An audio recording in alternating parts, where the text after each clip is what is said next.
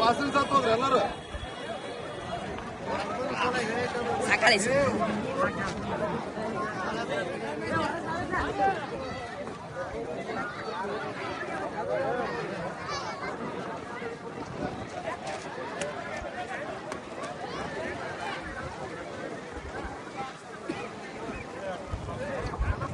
ಪೊಲೀಸರ ಎದುರೇ ಕೋಳಿ ಹಾಗೂ ಮೊಟ್ಟೆ ಹೊತ್ತೊಯ್ದಿದ ಜನರು.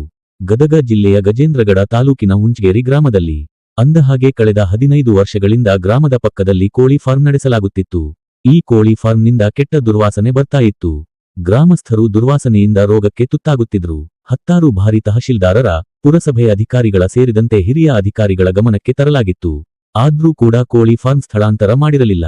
ಹೀಗಾಗಿ ರೊಚ್ಚಿಗೆದ್ದ ಗ್ರಾಮದಲ್ಲಿ ಕೋಳಿ ಫಾರ್ಮ್ ನುಗ್ಗಿ ಅಲ್ಲಿನ ಕೋಳಿ ಹಾಗೂ ಟ್ರೀ ಗಟ್ಟಲೆ ಮೊಟ್ಟೆ ಹೊತ್ತೊಯ್ಯುತ್ತಿದ್ದಾರೆ. ಇನ್ನೂ ಸ್ಥಳಕ್ಕೆ ಪೊಲೀಸರು ಬಂದ್ರೂ ಏನು ಮಾಡದ ಸ್ಥಿತಿಯಲ್ಲಿ ಇರಲಿಲ್ಲ. ಅವರು ಕೂಡ ಜನರು ಲಕ್ಷಾಂತರ ಮೌಲ್ಯದ ಕೋಳಿ ಹಾಗೂ ಮೊಟ್ಟೆ ಹೊತ್ತೊಯ್ಯುತ್ತಿದ್ರು. ಮುಖ ಪ್ರೇಕ್ಷಕರಾಗಿದ್ರು. ಒಟ್ನಲ್ಲಿ ಹುಚ್ಚನ ಮದುವೆಯಲ್ಲಿ ಉಂಡವನೇ ಜಾಣ ಎನ್ನುವಂತೆ ಆಗಿದೆ ಈ ಸಮಸ್ಯೆ.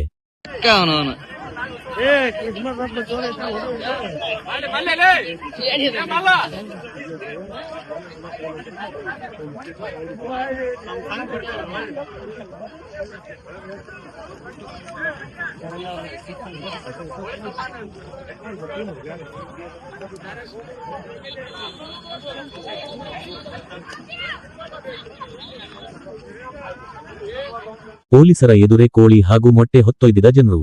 ಗದಗ ಜಿಲ್ಲೆಯ ಗಜೇಂದ್ರಗಡ ತಾಲೂಕಿನ ಹುಂಚಗೇರಿ ಗ್ರಾಮದಲ್ಲಿ ಅಂದಹಾಗೆ ಕಳೆದ 15 ವರ್ಷಗಳಿಂದ ಗ್ರಾಮದ ಪಕ್ಕದಲ್ಲಿ ಕೋಳಿ ಫಾರ್ಮ್ ನಡೆಸಲಾಗುತ್ತಿತ್ತು.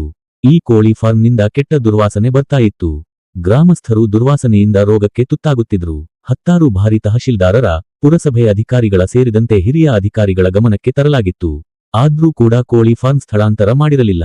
ಹೀಗಾಗಿ ರೊಚ್ಚಿಗೆದ್ದ ಗ್ರಾಮದಲ್ಲಿ ಕೋಳಿ ಫಾರ್ಮ್ ನುಗ್ಗಿ ಅಲ್ಲಿನ ಕೋಳಿ ಹಾಗೂ ಟ್ರೀ ಗಟ್ಟಲೆ ಮೊಟ್ಟೆ ಹೊತ್ತೊಯ್ಯುತ್ತಿದ್ದಾರೆ. ಇನ್ನೂ ಸ್ಥಳಕ್ಕೆ ಪೊಲೀಸರು ಬಂದ್ರೂ ಏನು ಮಾಡದ ಸ್ಥಿತಿಯಲ್ಲಿ ಇರಲಿಲ್ಲ. ಅವರು ಕೂಡ ಜನರು ಲಕ್ಷಾಂತರ ಮೌಲ್ಯದ ಕೋಳಿ ಹಾಗೂ ಮೊಟ್ಟೆ ಹೊತ್ತೊಯ್ಯುತ್ತಿದ್ರು. ಮುಖ ಪ್ರೇಕ್ಷಕರಾಗಿದ್ರು. ಒಟ್ನಲ್ಲಿ ಹುಚ್ಚನ ಮದುವೆಯಲ್ಲಿ ಉಂಡವನೇ ಜಾಣ ಎನ್ನುವಂತೆ ಆಗಿದೆ ಈ ಸಮಸ್ಯೆ.